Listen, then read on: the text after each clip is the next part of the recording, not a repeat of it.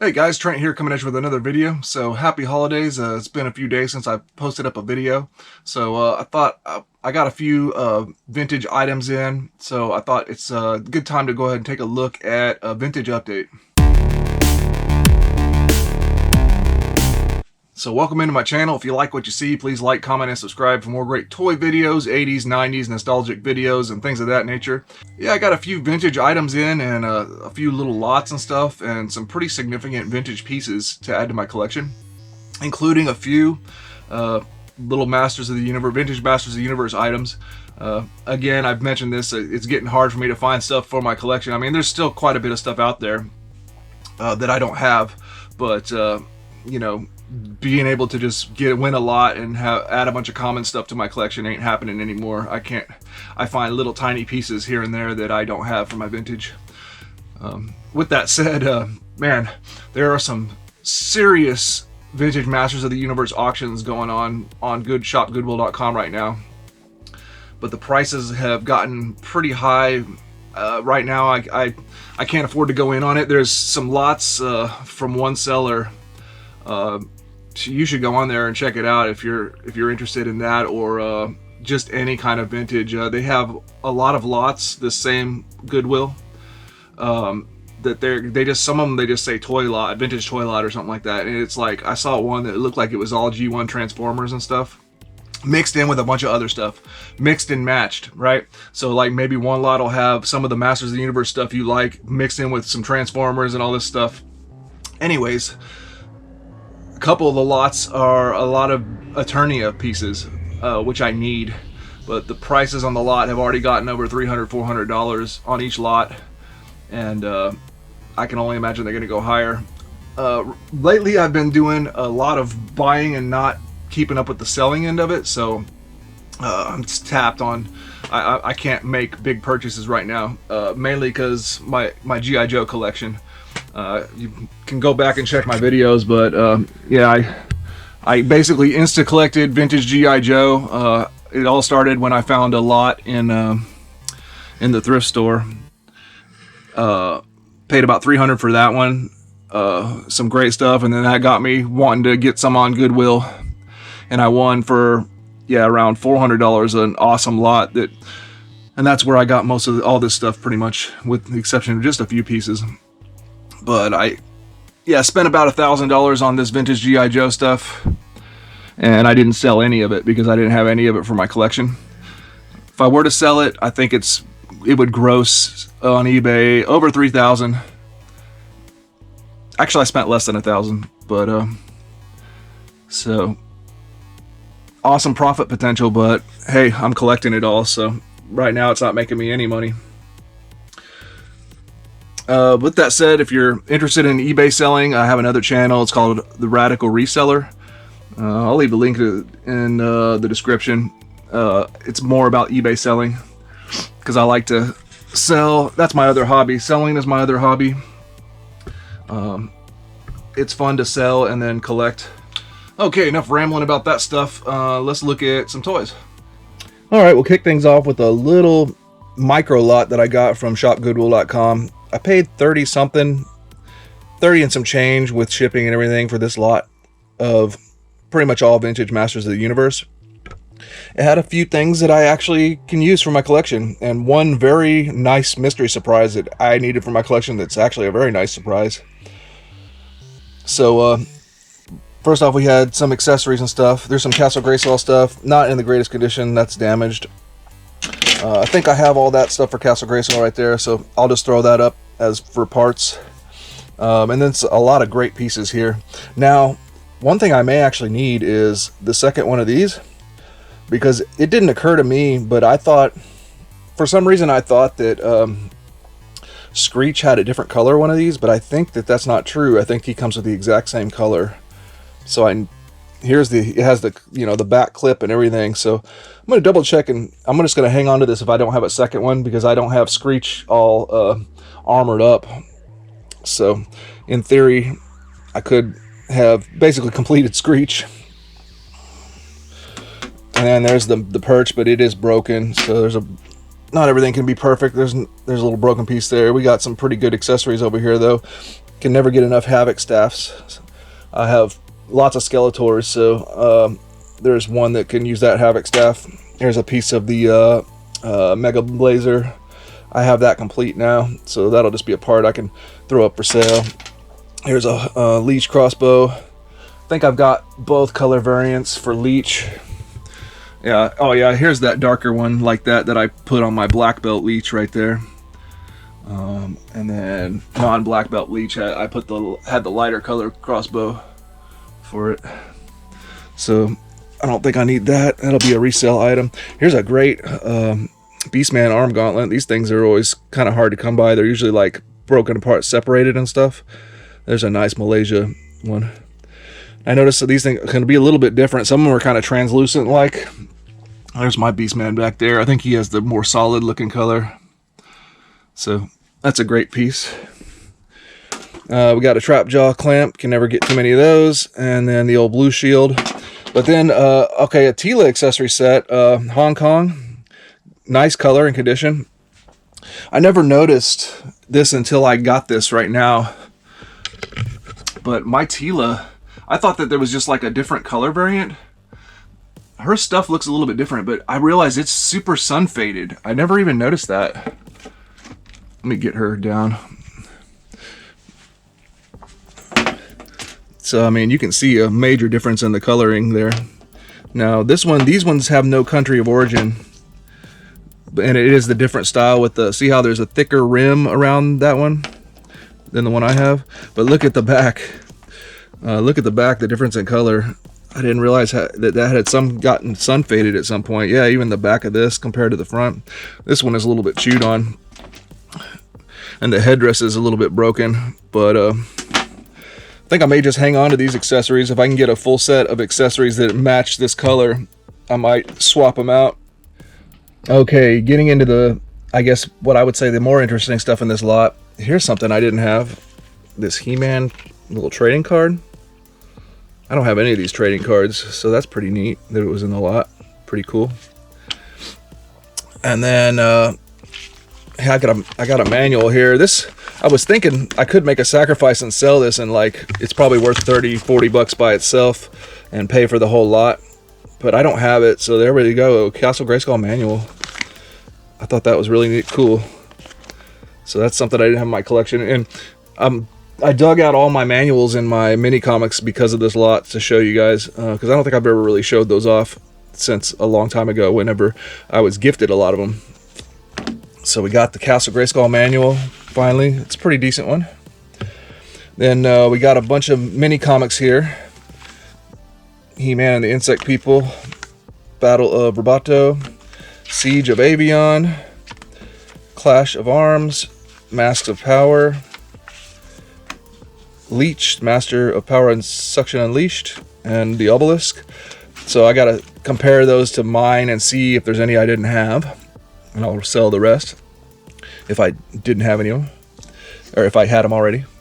And then the icing on the cake, the final piece, something I didn't have. Look at that, a cardboard piece for Castle Grayskull, and I swear it was not in the pictures. It must have been amongst this stuff, and they never actually displayed it. So super excited to get that. I don't have any of the cardboard pieces for Castle Grayskull. I've never come across them. The lots that I always saw them in ended up going for more money than I wanted, or I just didn't happen to get that lot. So finally got a Castle Grayskull cardboard piece. So that's pretty cool. And so you basically arguably right there, those three items and any of the manuals that mini comics I didn't have is my vintage update for this for my vintage Masters of the Universe for this month, you could say. That's pretty much all I've gotten. Again, it's getting harder and harder to get stuff. I see stuff that I need come up, but the price just doesn't seem to be right. You know, stuff like the Fright Fighter, for example. All right, so since I had the mini comics in that lot, I decided to get out and open this in my collection here. I have this drawer. It's usually covered up by a bunch of Darth Vaders and stuff. I moved them out of the way. And inside there, remember these Batman Forever mugs? I always like to pick those up when I see them at the thrift store. They were like 99 cents at McDonald's. Whoop, there we go, dropping stuff. I got several sets of those Batman Forever glasses. And a bunch of random stuff in here. Here's one of the storybooks. Okay, anyways, I pulled out all the stuff I have, like mini comics and whatnot.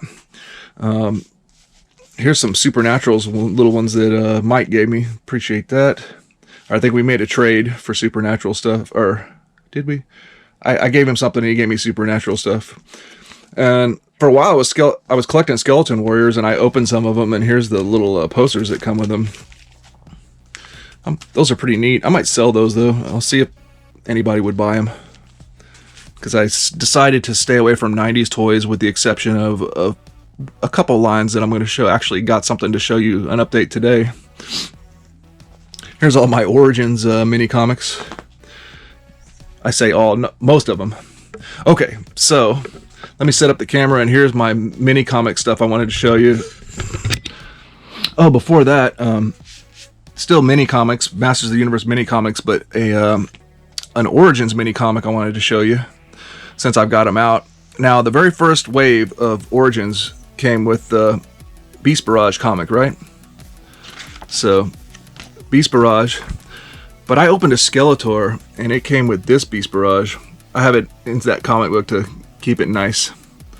Now, check it out in comparison to the more common one. You see the font is different down there, and then the artwork is actually different. Look at He-Man's face. See the difference? So I guess these were circulated. These were misprints right there. So they have a different font and different artwork. And inside there's a line that Beastman says that's misspelled. And so yeah, it was corrected on the corrected version. Let me see if I can find that. I don't know exactly where the line was exactly, but you'll have to take my word for it. But I think I heard that some people received these for something, but mine I actually opened in, I remember, a Wave 1 Skeletor, and I was like, whoa, I noticed later it looked different.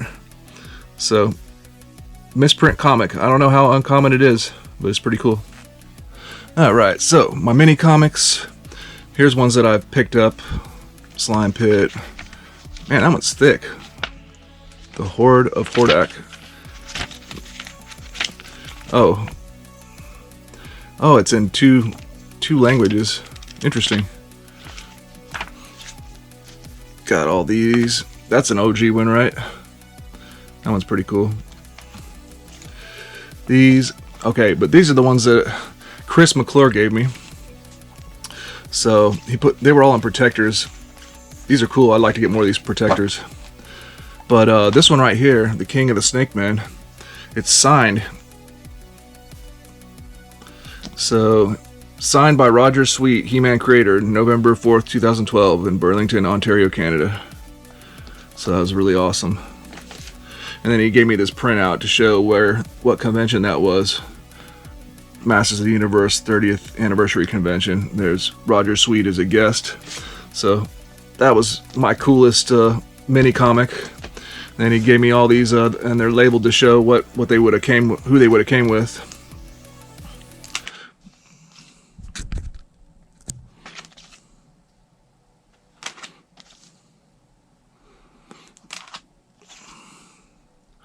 And I'm recognizing some of them as ones that are in that lot today that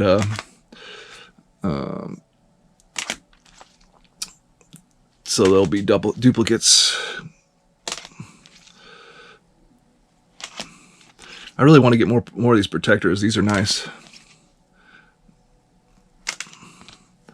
So there they are. So yeah, wanted to show you that since I had it out, and we'll move on to the next thing. Alright, going through the comics, it looks like these two are ones I didn't have, so that's cool. Added to the collection. We got the Massive Power and Siege of Avion. So, pretty cool. So, 2 more mini comics added to the collection, and I'll sell back the rest. Yes, and also since I had it out, and since I got that Castle Grayskull manual, the only other manuals I've ever acquired was, I got a pretty nice, clean-looking Modulock manual. And then I've got the slime pit manual. That's, boy, you can tell quite a difference in discoloration there, huh? So there we go. That's my vintage paperwork. All right, here's some of the few 90s toys I collect. I picked these up at the thrift store. The bag was $15. Seems like fair enough. It's just exciting to find this stuff in the thrift store. So we got Kenner Aliens and Predator stuff. A lot of it I had already, like this guy, the praying mantis alien. But I say this one looks pretty good. He's nice condition. So we had that guy. We had the crack tusk predator. I was missing, though. I didn't have this face shield and his shoulder gun. He is missing the missile, but I got a few pieces for it at least now. So we got that guy. It's a pretty nice one. And then finally, one I didn't have was the killer crab alien. Missing his chest burster missiles, but he's in really nice condition. So I got a few items from the thrift store. It was pretty cool. Vintage 90s Kenner aliens and predator stuff. And my Kenner collection is right here. And you can see there's the crack tusk in there, and he has no accessories. There's that praying mantis alien. So I'll compare them to see which one's in the best condition and throw them in there. That's my Terminator, aliens, and predator stuff. Oh, and I do have one carded predator. I got another crack tusk over there. So pretty cool. All right, finally, I won one pretty nice lot. This one I got on high bid.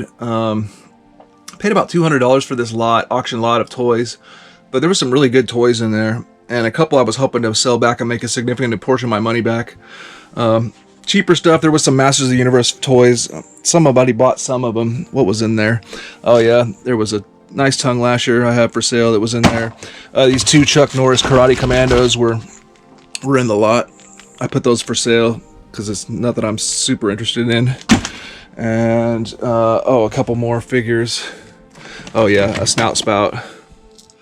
But the money from there was Thundercats has a minifigure line. Or, I mean, not a line, but they had a few sets that were minifigures. So there's this tiger here, or panther, or whatever he is, snowcat. And then this little axe goes to one of the minifigures. This is about a $20 axe, but this figure right here, little minifigure, I've seen sell for like $150 or more. And mine's in great condition, so I'm hoping to sell it for at least $150 or more. This is the kind of thing you have to sit on forever, though, before somebody will buy it. And then maybe I'll have to take an offer. It just depends. But that was my justification for buying the lot, and there's some really great stuff in there that justified me purchasing the lot. So the runner-up was these figures here. We got 1, 2, 3, 4, 6 Rambo figures, and I didn't have any Rambo figures yet. I thought about selling these. They have no accessories for the most part, except for Trotman has part of that machine gun backpack, and then the main guy in the back has his sword, his little projectile sword. But yeah, I acquired 6 Rambo figures, pretty cool. Stood them along my G.I. Joe classifieds here. So they're in nice condition. They just don't have any accessories, so they're pretty cool. But the real reason why I wanted to go for the lot was for this guy right here. I'll get him down. So there we go. We got a Remco Conan, the Warrior. This is everything that came with him, and this boot knife is his boot knife, but it was not in the picture. His leg was covered up, so that was a nice surprise. So all I need is his sword, but he's nice. He's in fantastic condition too. The condition quality on him was great. So that was my biggest and best vintage pickup for the last couple months, I guess you could say. 1982 Remco Conan, the Warrior figure. Alright, so I got 2 Remco Conan figures, just the 2 different versions of Conan. None of them complete yet. If I can get that warrior Conan sword, that would be cool. I'd have a complete Conan figure. This guy's missing everything. Conan the King. The accessories do not come cheap for those. This is a rare, pretty rare toy line. Remco Conan. There was only 5 figures, 2 versions of Conan, and then like 3 bad guys. And those figures fetch a high price, especially considering their accessories. So I'm pretty happy to just have those guys. So maybe I'll find a piece here or there. It'd be nice to find a Conan sword. So we got that, and then yeah, I'm gonna figure out if some of those are worth replacing in my Kenner collection, and then add in the Alien. And then, oh yeah, I went ahead and fixed up Screech there. So I guess that's sort of an addition to the collection too. So there we go. Alright guys, well that's going to do it for this vintage update. I hope you enjoyed. Please like, comment, and subscribe, and we will see you in the next one.